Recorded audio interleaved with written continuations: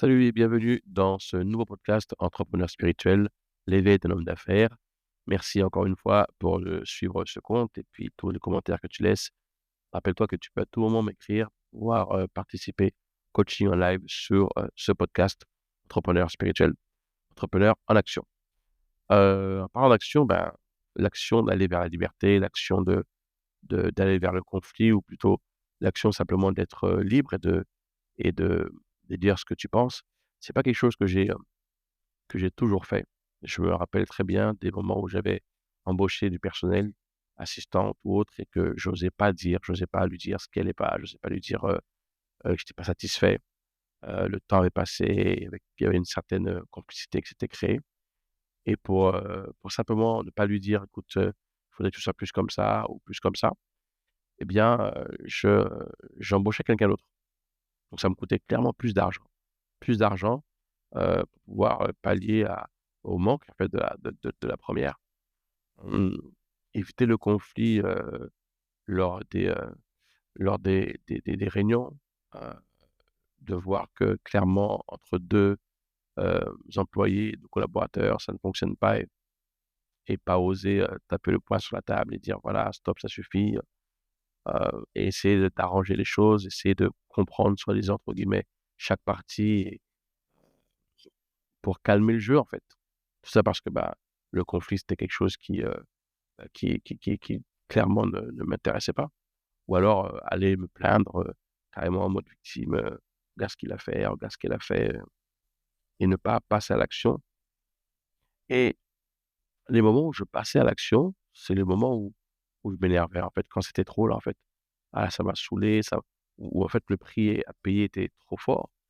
Parce que oui, il y avait clairement ce que je gagnais à fuir le conflit, n'était pas assez comparaison avec ce que je perdais du fait de ne rien dire à cette personne ou à ces personnes. Eh bien, ça m'embêtait quand même. Je reconnectais un peu de pouvoir. Je sentais un peu de pouvoir en disant: «Voilà, j'en ai rien à foutre, je veux dire ça et puis c'est pas content qu'il se casse», et ça me faisait du bien de reprendre ce côté pouvoir, mais en même temps, je me posais la question: «Mais pourquoi est-ce que je dois na pourquoi attendre quand je m'énerve, en fait? Pourquoi attendre quand je m'énerve pour dire les choses?» Et le temps qui passe et les choses que je passe à côté et le temps où je me plaignais et cetera. Alors, j'utilise le passé parce que ça a changé, c'est vrai. C'est encore là, je vais pas te mentir, c'est encore là. Il y a des fois où, je peux appeler un collaborateur, lui dire: «Ouais, je comprends pas pourquoi cette personne ceci, cela», et ne pas lui dire clairement. Je le vois encore et je travaille dessus. C'est beaucoup moins qu'avant, mais c'est encore présent, et et je vois encore à chaque fois où, c'est quand j'en peux plus en fait, quand c'est trop, c'est bon là, je passe à l'action et là rien ne m'arrête. Je déballe tout ce que j'ai à dire. Alors ça reste toujours respectueux, mais il y a un côté aussi derrière impulsif, un côté où, voilà, c'est un mélange de cette colère-là, ça se traduit pas par un manque de respect envers la personne, mais plutôt d'un côté impulsif, comme si de faire n'importe quoi, une sorte de folie, il y a il y a il y a un goût de liberté derrière, oui, parce que, du coup, je suis libre et puis j'ai dit ce que j'avais à dire, donc il y a une sorte de frustration qui est libérée, mais je sais au fond de moi que, qu'en fait, je perds encore, hein, parce que bon, je le fais, depuis la colère. Alors comment j'ai travaillé là-dessus? Déjà en mettant le doigt sur, ce que j'évitais, de ce que je fuyais, en fait. Qu'est-ce que je fuyais? Grâce au niveau 1, au niveau 2, au niveau 3 et ce cheminement que j'ai fait dans la connaissance de moi, j'ai pu mettre le doigt clairement sur ce besoin, d'être aimé, heu, parce que si je te dis la vérité, si je te dis ce que je pense de ton travail, qu'est-ce que tu, penseras de moi? Je voudrais être le bon patron, je veux être le super boss, qu'est-ce que tu penseras de moi si je te dis ci, si je te dis ça, et derrière, est-ce que les choses vont changer? Est-ce que tu feras la gueule? Alors, c'était pas tant, ce que les gens pensent de moi, je pense, mais c'était aussi l'ambiance. J'ai toujours voulu, préserver cette ambiance, au bureau, ou dans les sociétés que j'avais. Toujours voulu préserver l'ambiance à tout prix et me retrouver entre 2 et satisfaire les 2, heu, mais avec des solutions, complètement débiles. Mais, là encore, je vois comment, je c'était vraiment une fuite du conflit. J'ai des personnes parce que clairement, ces personnes ne pouvaient pas, recevoir ce feedback de ma part. C'était clairement pas, un engagement, pour avoir la paix, en fait. C'était vraiment la peur du conflit. Donc j'ai pu identifier cela, identifier que c'était la peur du rejet, la peur de de ne pas être aimé et commencer à prendre une attitude différente. L'attitude différente, c'est m'approcher de la personne et lui dire réellement ce que je pensais. La plupart du cas, ça s'est très bien passé, et effectivement, une certaine liberté de pouvoir dire par la suite: «Bah, écoute, ça, on en a déjà parlé, donc j'attends un résultat. Ça, on en a déjà parlé, j'attends un résultat». Et j'ai noté aussi moins de difficultés à proposer, à parler, salaire, par exemple. C'était quelque chose qui était pour moi très, très bloquant d'embaucher quelqu'un et de lui proposer clairement combien j'allais la payer. Je demandais toujours: «Bah, faites-moi une proposition». Alors au lieu de dire moi directement ce que je voulais. Et je sais que ça pareil, c'était une façon d'éviter le conflit. Si la personne me disait: «Bah, non, je suis pas d'accord, non, vous vous rendez compte, en même temps, c'est pas sérieux», heu et tout. Éviter d'avoir tout ça, ça m'a joué des tours comme pendant des années.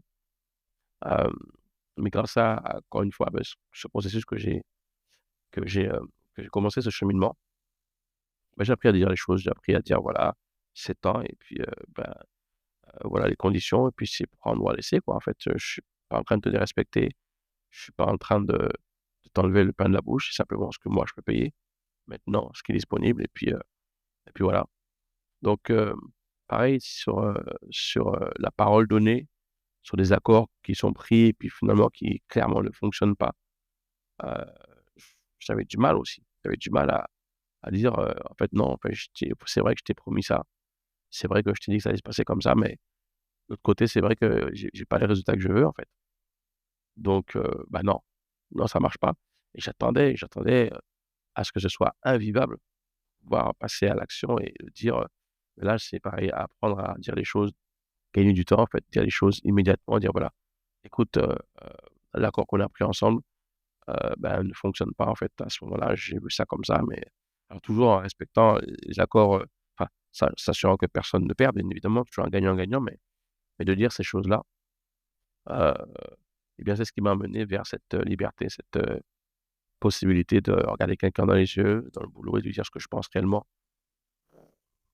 C'est quelque chose qui m'a amené vers cette liberté. Je dis que la liberté, c'est quelque chose qu'on recherche tous, que ce soit dans le monde de l'entrepreneuriat, que ce soit dans le secteur, on dire privé. Bien, on a tous, tout être humain recherche cette liberté et moi, ce que je te partage ce soir, c'est ça, c'est comment est-ce que, heu, l'identification de chez moi de la fuite des conflits et finalement d'affronter, de dire les choses, cette authenticité, encore une fois, qui me donne cette liberté.